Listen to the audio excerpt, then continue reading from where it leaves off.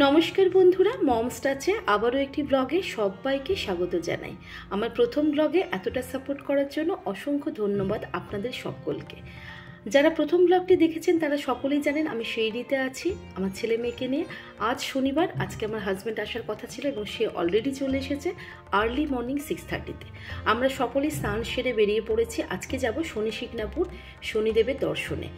এখান থেকে মানে শিরডি থেকে শনি শিকনাপুরের দূরত্ব হচ্ছে 70 কিলোমিটার। তো সে ড্রাইভারের সাথে কথা বলে নিচ্ছে, আমি সেই ফাঁকে একটু চা খেয়ে নিই, বুঝছেন, ভীষণ চা খেতে ইচ্ছে করছে। সকালে উঠে একটু চা না খেলে ভালো লাগে না।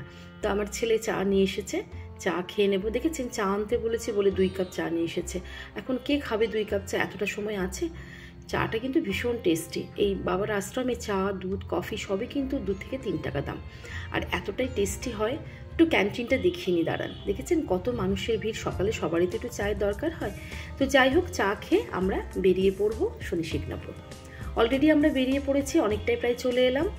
আজকে ওয়েদারটা জানেন একেবারে রোদ ঝলমল করছে। 2 দিন না বৃষ্টিতে কোথাও বেরোতে পারিনি, যার জন্য কোনো ভিডিও করতে পারলাম না। শুধুমাত্র বাবার দর্শন করেছি আর ক্যাম্পাসে ছিলাম।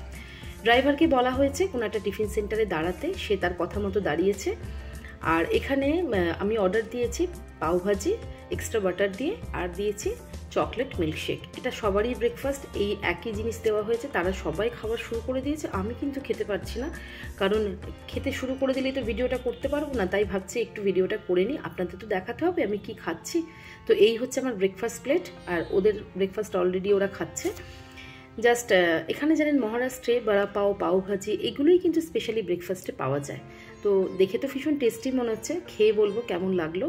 আর একটু চকলেট মিল্কশেকটাও দেখেছেন ভালোই বানিয়েছে। এগুলো খেয়ে আমরা আবারও বেরিয়ে পড়ব। তো বেরিয়ে পড়েছি শনিদেবের উদ্দেশ্যে। অনেকটাই প্রায় রাস্তা চলে এসেছে। এখন বাজে 11টা, প্রায় 2 ঘন্টার মতো লাগলো। 2 ঘন্টা ঠিক না, 1 ঘন্টা 45 মিনিট হয়ে গেছে। রাস্তা অনেকটাই। এবার আমরা একেবারে শনিদেবের মন্দিরে চলে যাব। অবশেষে আমরা চলে এসেছি শনিদেবের মন্দিরে। এটা হচ্ছে এন্ট্রান্স। ভীষণ সুন্দর এন্ট্রান্সটা। আপনাদের কাছে যেমন নতুন, আমার কাছেও কিন্তু নতুন লাগছে, কারণ এগুলো সমস্ত কনস্ট্রাকশন চলছিল। আমরা লাস্ট জানুয়ারিতে যখন এসেছিলাম, এখন দেখছি বেশ সুন্দর সাজানো গোছানো একটা শনিদেবের মন্দির তৈরি হয়ে গেছে।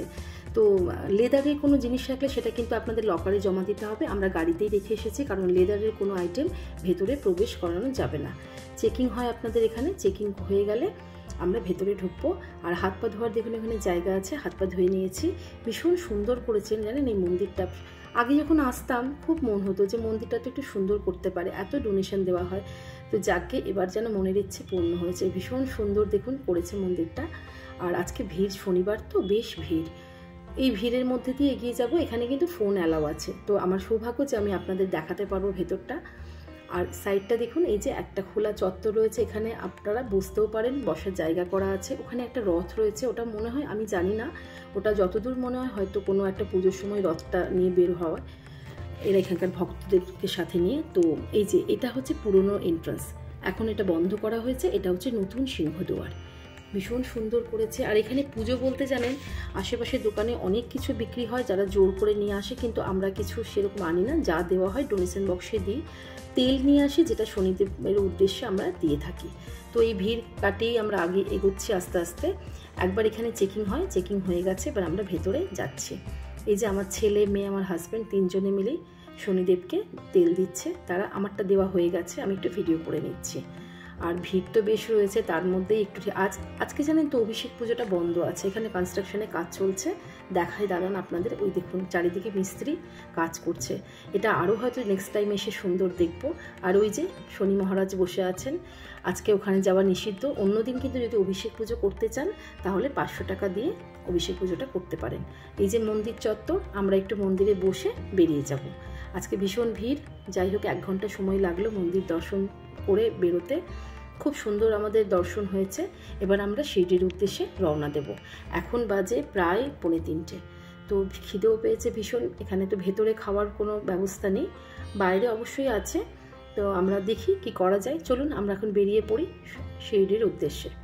আমরা বেরিয়ে পড়েছি। ড্রাইভারকে বলা হয়েছে কোনো একটা ধাবা টাবা কিছু একটা দেখলে একটু দাঁড়ানোর জন্য, যাতে আমরা লাঞ্চ করতে পারি। কিন্তু এখনও অবধি তো সেরকম কিছু দেখতে পেলাম না। তাই আমরা ডিসাইড করলাম শিরডির তো কাছাকাছি চলে এসেছি, আমরা আজকে বাবার প্রসাদালয়ে লাঞ্চটা সারবো। আমরা চলে এসেছি বাবার প্রসাদালয়ে। এত সুন্দর প্রসাদালয়টা চলুন দেখাই। আমার ভীষণ ইচ্ছে ছিল জানেন প্রসাদালয়টা আপনাদের সাথে শেয়ার করব। তো যাই হোক, বাবার কৃপা বলুন বা বাবার ব্লেসিংস বলুন যে এমনই একটা যোগাযোগ হলো যে আমরা বাইরে কিছু খেতে পারলাম না, যার জন্য বাবার প্রসাদালয়ে আসতেই হলো। আর আজকে যেহেতু লাস্ট ডে, আর তো আমরা থাকবো না, কালকে বিকেলে বেরিয়ে যাচ্ছি, তো আর হয়তো আসাও হতো না। ভালোই হলো, চলুন দেখাই। এই যে বিল্ডিংটা পুরো দেখছেন, এটা কিন্তু বাবার প্রসাদালয়া। দেখুন ওপরে লেখা আছে শ্রী সাই বাবা প্রসাদালয়া। ঠিক এই বিল্ডিংয়ের অপোজিটেই সামনেই একটা মূর্তি রাখা আছে বাবার। এত সুন্দর লাগে মূর্তিটা, দাঁড়ান দেখাই, একটু ক্লোজ করে দেখাই। বাবা এখানে নিজের হাতে যেন ভক্তদের খাওয়ানোর জন্য দাঁড়িয়ে আছে। ভীষণ সুন্দর লাগে এই মূর্তিটা। এগুলো সবই কিন্তু মনের আত্মার সাথে কিন্তু আমাদের জড়িয়ে আছে। তো আমার হাজব্যান্ড কুপন আনতে গেছে। এখানে এই প্রসাদালয়ের সিস্টেম হচ্ছে, ওপরের যে বিল্ডিংটা আছে সেখানে পেড কুপন নিতে হবে, মানে পার হেড 50 টাকা আপনাকে টাকা দিয়ে খেতে হবে। আর নিচের যে পুরো বসার জায়গা আছে, সেটা 3000 লোক একসাথে বসে খায়, সেটা কিন্তু ফ্রি অফ কস্ট। সেই ক্ষেত্রেও কিন্তু আপনাদের কুপন নিতে হবে, ফ্রি কুপন ওরা দেবে। সেই কুপনটা দেখালেই ওরা ভেতরে এন্ট্রি দেবে। এই যে বাবার একটা ফটো দেখুন, প্রণাম করে নিলাম। আর এই যে কিছু সবজি দেখছেন, এখানে কোনো ভক্ত নিশ্চয়ই ডোনেশন দিয়ে গেছে, এই জিনিসগুলো ডোনেট করেছে। তো চলুন আমরা এবারে ওপরে চলে যাই আমাদের ডাইনিং হলে। চলে এসেছি ডাইনিং হলে। এরকম কিন্তু দুটো ডাইনিং হল আছে। আমাদের কুপনটা জমা দিয়ে দিলাম, একজন লোক থাকে। আর যারা এখানে সেবা দিচ্ছেন 12 ঘন্টা, তারা কিন্তু কন্টিনিউয়াসলি আপনাকে ওয়েলকাম করার জন্য এখানে সেবা দিয়ে যাচ্ছে। তো আমরা একটা টেবিল দেখে বসে পড়েছি। এখানে কিন্তু 6 জনেরও টেবিল আছে, 4 জনেরও টেবিল আছে। আর দেয়ালে দেখেছেন বাবার লাইভ দর্শন চলছে টিভিতে। আমাদের প্রসাদ চলে এসেছে, প্রসাদ দেওয়া হয়েছে। ওরা কিন্তু কন্টিনিউ সার্ভিস দেওয়ার জন্য দাঁড়িয়ে থাকে। আপনি যতবার চাইবেন ততবার কিন্তু এসে আপনাকে প্রসাদ দিয়ে যাবে। আমার হাজব্যান্ড কিন্তু অলরেডি খাওয়া শুরু করে দিয়েছে। আমারও ভীষণ খিদে পেয়েছে, কিন্তু আপনাদের জাস্ট একটু শেয়ার করছি, করে আমিও খেয়ে নেব। খাওয়া দাওয়া করে আজকে আর বাবার চত্বরে যাব না, আজকে একেবারে ফিরে যাব আমাদের বাবার আশ্রমে। চারিদিকটা একটু দেখিয়ে নিই।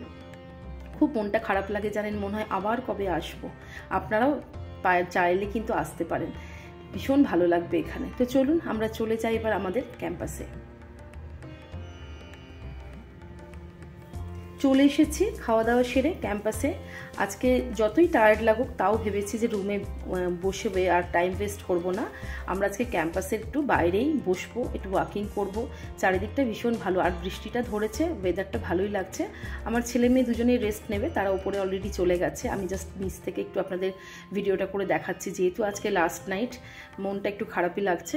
তো গোপালকে একটু শয়ন দিয়ে দিলাম। রুমে এসে ফ্রেশ হয়ে আমি আর আমার হাজব্যান্ড হাতে থার্মোফ্লাক্স নিয়ে বেরিয়েছি, একটু কফি খাবো দুজনে বসে। খুব ভালো লাগে এই সময়টা জানেন, একটু বসবো, একটু ওয়াকিং করব। আজকের দিনটা এখানেই কাটাবো। গুড নাইট, সকলে ভালো থাকবেন। ব্লগটি কেমন হয়েছে জানাতে কিন্তু একেবারে ভুলবেন না।